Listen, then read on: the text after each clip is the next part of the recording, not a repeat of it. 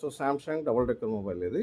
So after CPU, RAM remove చేసిన తర్వాత so boat condition మనకు మళ్ళీ చెక్ చేసుకొని ఇప్పుడు ఫస్ట్ అయితే మనం సిపియుని ఇన్స్టాల్ చేద్దాం. So CPU at the same time ఇక్కడ ఆక్టా ఐసీ కూడా రిమూవ్ చేయడం జరిగింది.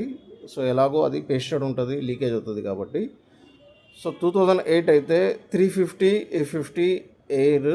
సో దీంట్లో మనకు ఈజీగా ఇన్స్టాల్ అనేది అవుతుంది. సో డబుల్ డెక్కర్కి కొంచెం హీట్ అనేది కంట్రోల్లో ఉండాలి.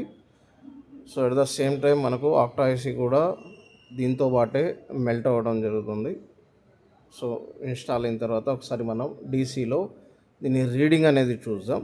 సో 153 ఇది స్టక్ అవుతుంది. సో అంటే సిపియు 100% పర్ఫెక్ట్గా కూర్చున్నట్టు.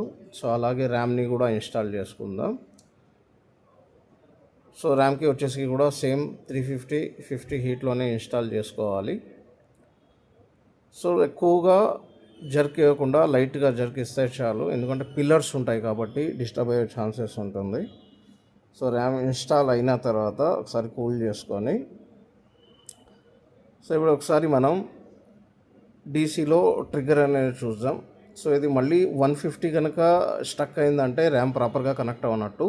ఒకవేళ రీడింగ్ అంతకన్నా ఎక్కువ వచ్చిందంటే ర్యామ్ షార్ట్ ఉన్నట్టు, అంటే ఇన్స్టాల్ చేసినప్పుడు షార్ట్ ఉండొచ్చు. సో ఒకవేళ 350 to 250, 350, 400 అబోవ్ వెళ్ళిందంటే ఇది మొబైల్ ఆన్ అయినట్టు. సో మేబీ దీనిలో ఛార్జింగ్ ఉండకపోవచ్చు.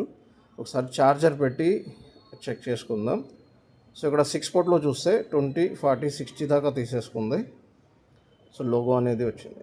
సో ఇలా క్లియర్గా పిన్ టు పిన్ ఏదైతే సర్వీస్ మొబైల్స్ మన దగ్గర వస్తాయో ఈ సర్వీస్ మొబైల్స్ మీద క్లియర్గా మీకు ఎక్స్ప్లెయిన్ చేసుకుంటూ పిన్ టు పిన్ చేయటం జరుగుతుంది. సో ఎటువంటి రిస్క్ లేకుండా మీ సర్వీస్ మొబైల్స్ ఉన్నా మనం చేసి ఇవ్వడం జరుగుతుంది. ఇంట్రెస్టెడ్ ఉంటే స్క్రీన్ మీద ఉన్న నెంబర్ని కాంటాక్ట్ చేయండి. Thank you.